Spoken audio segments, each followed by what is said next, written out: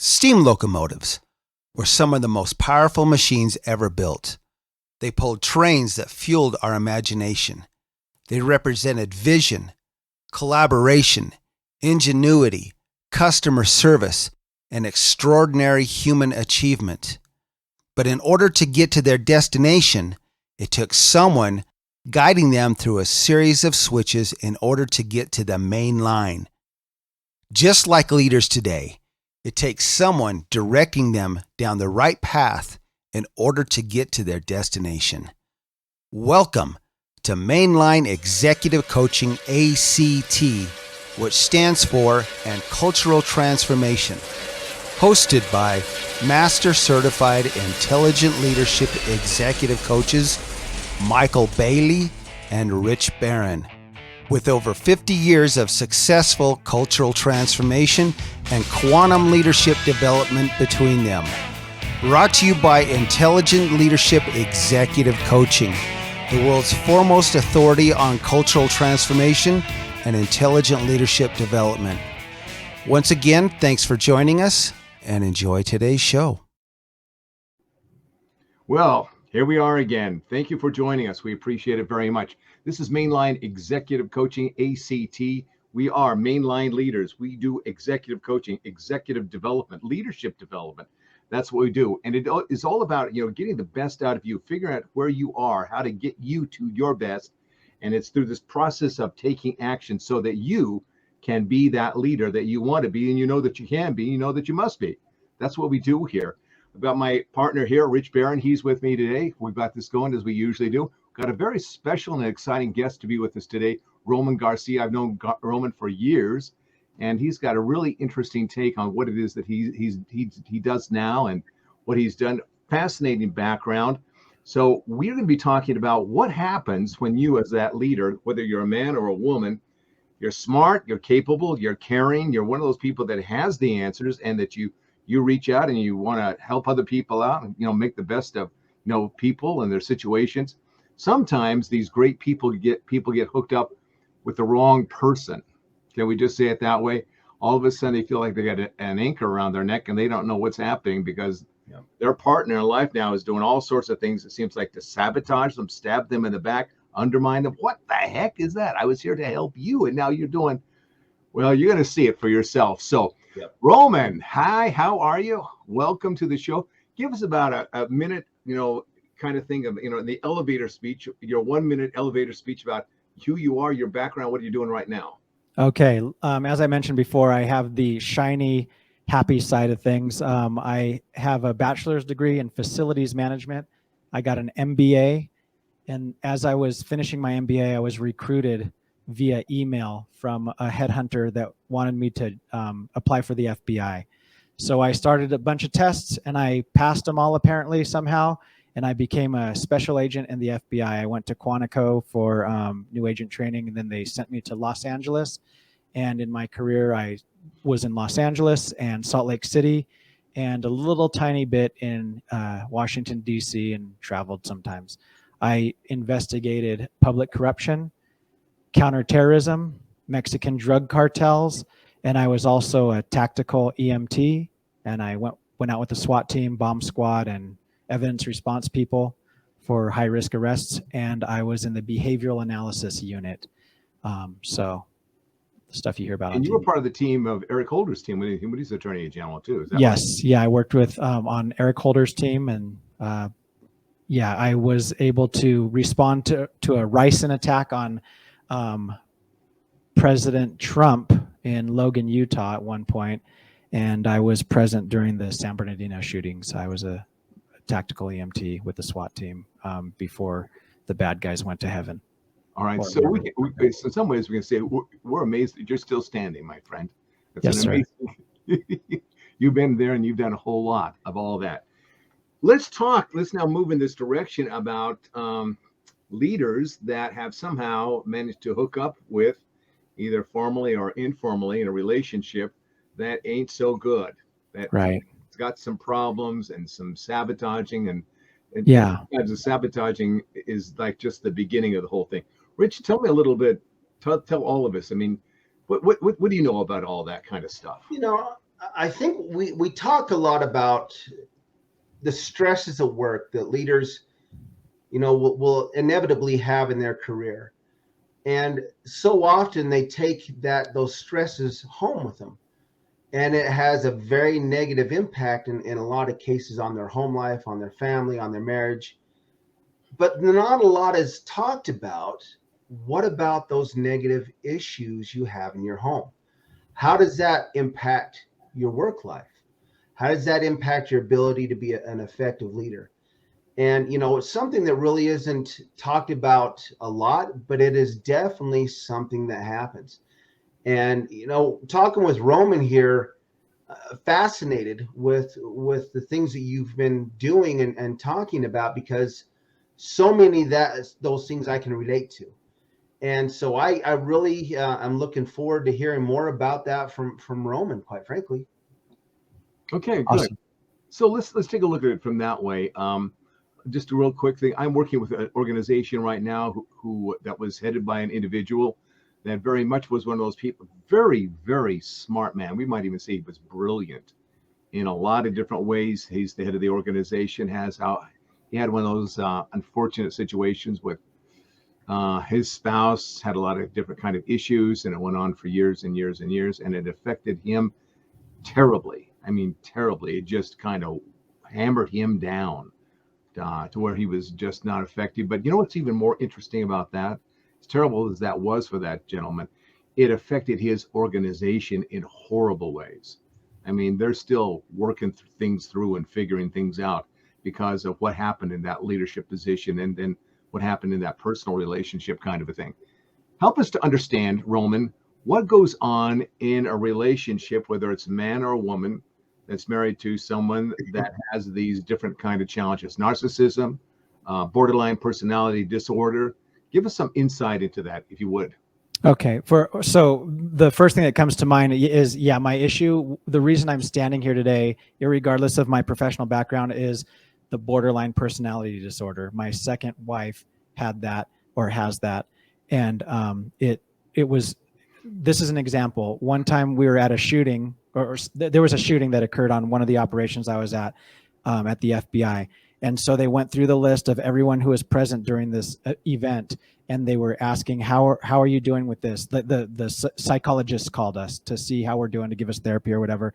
And I said, honestly, the things I'm dealing with at home are way more terrifying than anything I've seen at work. And the guy's like, okay, thanks, see ya, hangs up. And it's like, so as a leader too, this isn't something you raise your hand and say, hey guys, I'm afraid of my wife, or hey, my marriage sucks, I slept in my car last night, or whatever you say. It's isolating, it's stigmatizing, and we don't bond over this stuff. We want to tell people how much money we make, or our educations, or how we could serve them. But the way I noticed this one time is really weird. I had to qualify on my handguns. I'm going to get off the FBI stuff pretty quick. So one more story. You have to qualify, they have to make sure you could still shoot your gun. This was, I drove 2 hours to the range in El Toro, California. And in the meantime, I'm getting threats from my ex, or from my wife at the time. I don't know what was happening, but everyone's had this type of stuff, text messages or calls or whatever. And so I got to the range and I was ready to shoot. I've done it 1,000 times. I've shot thousands and thousands and thousands of rounds, and I could not hit the target. I could not qualify on my handgun. And then that realization of, like, when people say, if your mind's not right, your body's not going to function either. I could not hit the target with my gun because of the things that were roaming around in my mind. So basically I felt imprisoned for over a decade in this existence where I felt hopeless, I felt depressed, I felt isolated, I felt despair. I would go to the bathroom at work and cry. I was a grown man, I was trained, I was pretty, masculine, or whatever you want to call it, professional, educated, and I was weakened. And then, so what happened was, after the FBI became a private investigator, I worked with an individual who was a real estate developer on Kauai. He had it all. He had money, he had success, he lived in paradise, but he could not function either because his new wife, who has borderline, had him arrested 3 times in 1 month, and he had never been arrested his whole life. So this guy, I mean, that's just the measurable stamp, the arrest, but all the emotional stuff, his money was going away. He wanted to spend all his money to just to cure this problem.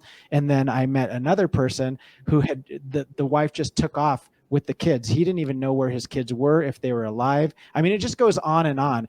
And it kind of seemed, what I learned in these, I've been to support groups with borderline and stuff. And it seems like, remember those old discs that you would put into your computer, the Windows 98 operating system or whatever?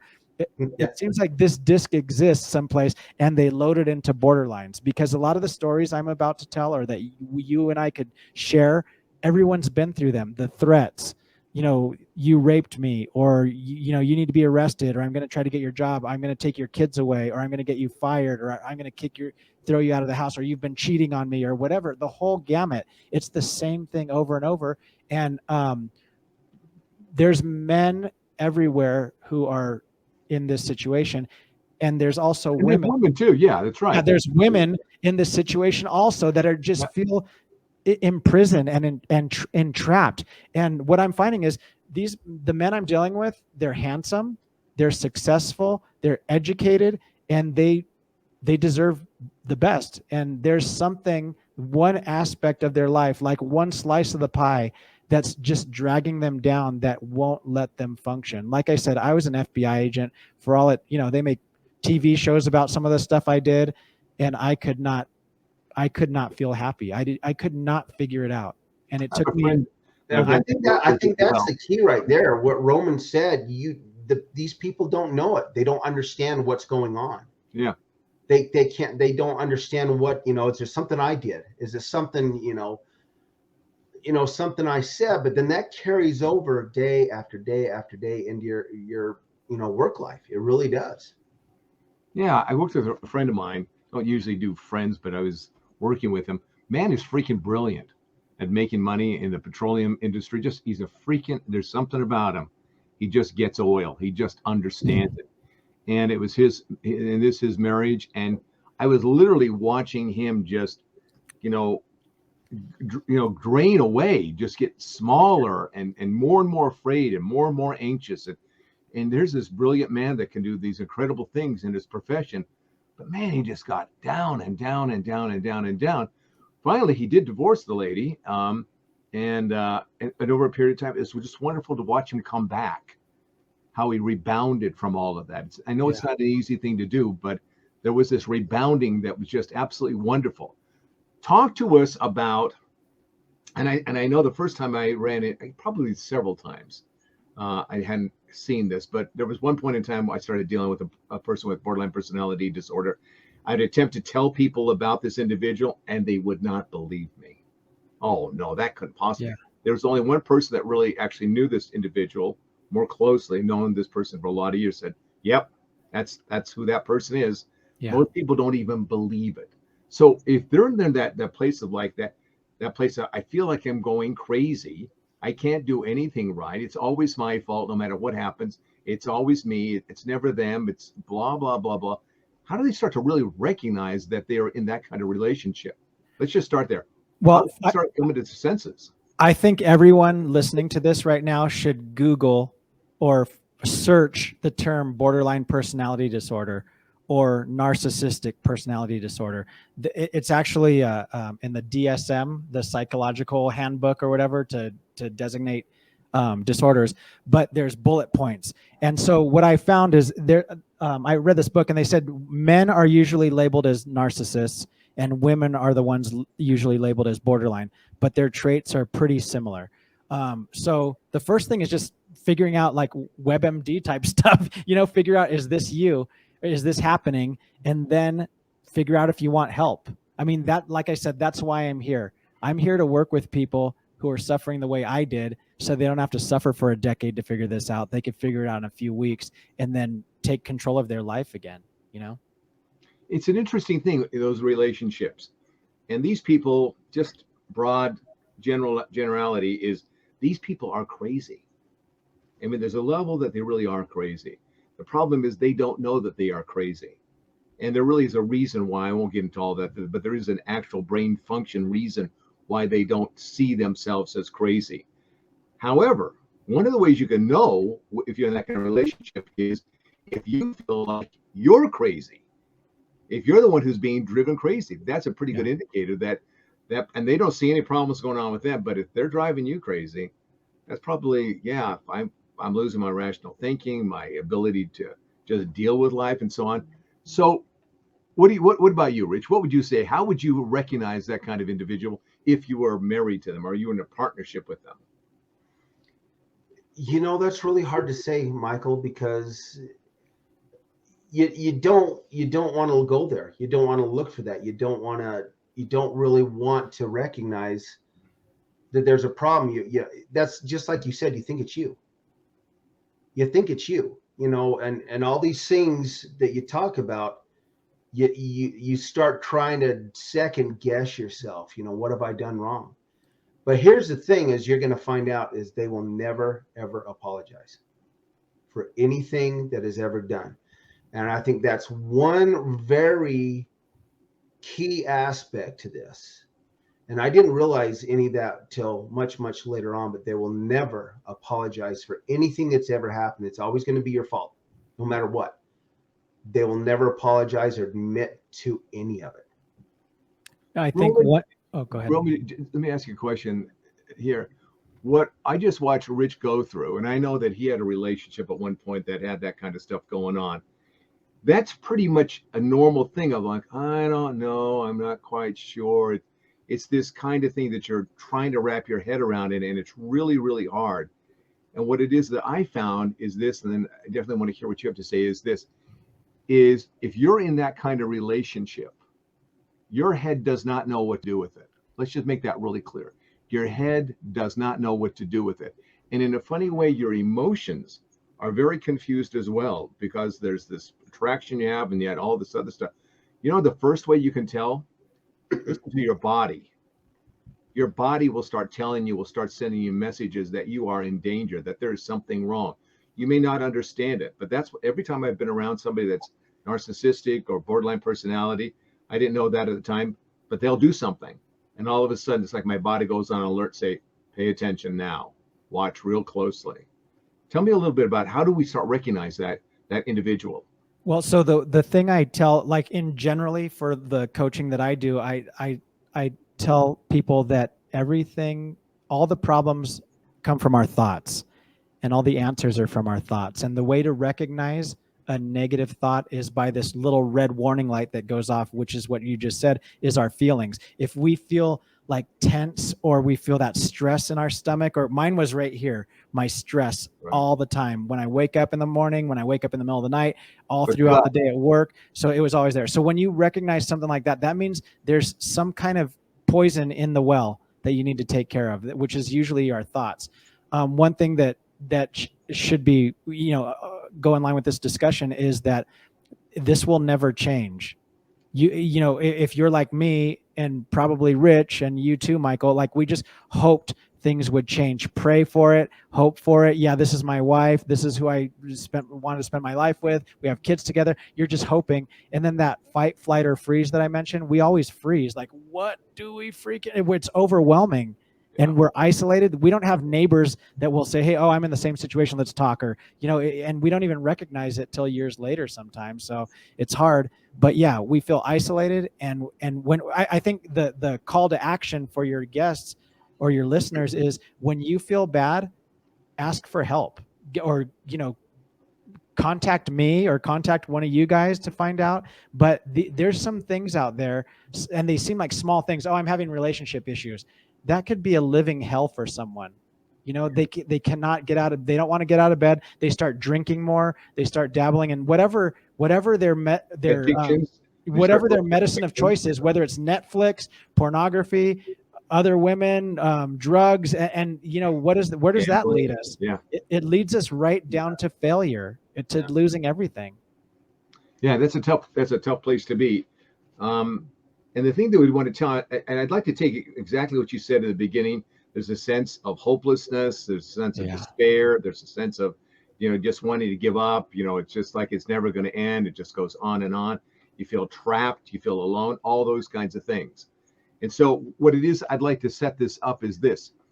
if you're feeling those things, the first thing you've got to do here, folks, if that's something that you're experiencing, and again, we're talking to leaders, people that are in positions of real power. So you're probably really bright and capable and talented and caring. You got all these wonderful qualities, but somehow you got yourself in this place right here. You don't quite know what to do with that. Here's what I want you to look at. If that's what's going on for you, the first thing I want you to know is exactly what Roman's been talking about here, and that there is hope. It is not hopeless. The only way You're not alone. Yeah, You're not alone. There's a genuine help out there, and it doesn't not have to be this way. It does not have to stay this way. So long as you have that thought in your head, well, I got to just stick this out. Maybe I can figure it out. Maybe it's my fault too. Hopefully she'll change. Hopefully, yeah, she'll change. She'll get help. Yeah. You have to get rid of that idea. When he said that, I said, that's exactly right. It's sad to say, it's horrible to say, it's terrible to say, they're not going to change. You know why? Because they don't see themselves as the problem. I'm telling you, honestly, they do not see themselves as the problem. Just as Rich said, they'll never apologize. Why would I apologize if I'm not the problem? You're the problem. You're the one that needs to apologize to me. If you've had that conversation, if you've been through that again and again and again, you need to reach out and we can help you. Roman, if they want to get a hold of you, buddy, because you know a lot of stuff, you've been through a lot of this training, a lot of this understanding. How do they get a hold of you? So you could reach me at my website at mind-medic.com, and you could just opt in and we can have a free consultation. You could also just email me at roman@mind-medic.com. So there's a dash between Mind Medic. So right there on the screen. You got it right there, my friends. That's really good stuff. All right. Thank you so much. All right. We're going to have you back, man. We got lots more conversation. We got lots to talk about. Yes, we do. I'd love to come back. To talk about. Let me just tell you about that right now, buddy. So, Rich, you take us home here. We're wrapping it up. One thing I just want to add before we're done. You know, I've talked a lot about my music career and playing in front of people, and you know, one of the things that a dear friend used to say is that if we can go out there and we can make one person smile tonight and forget their day, we've done our job. Now, as leaders, it's not all about processes. It's not all about databases. It's not all about spreadsheets. It's not all about sales. If you can go to and help those people that work for you that may be struggling with some of these issues, a home, if you can help them, make them smile and forget their day, this is part of what being a leader is about. It's about leading with love. It's not always about managing the process or managing another person or managing another department. Where you get the true leadership abilities and capabilities is through your people. And so that's one thing I cannot stress enough. If you are a true leader, you'll do it through your people, not through your processes. And so remember, and be empathetic. We all have flaws. We all need to take care of one another. So here's the thing. Thanks for joining us again tonight. We're at the end of another episode of Mainline Executive Coaching ACT. And thank you, Roman, very much. You know, we got a lot to talk about. I'm telling you, I can't wait to sit down with you. All right. I want to hear more of your FBI stories and everything else. So I've got plenty of tales to tell. Awesome. Thank you. Awesome. So Maikel, any shout outs tonight?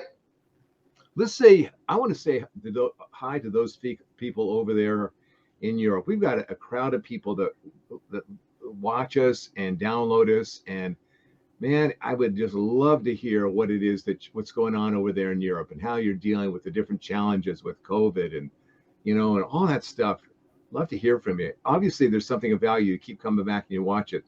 And so if you value us, here's what I want you to know, whether it's in Europe or Africa or anywhere in America or South America or wherever it may be.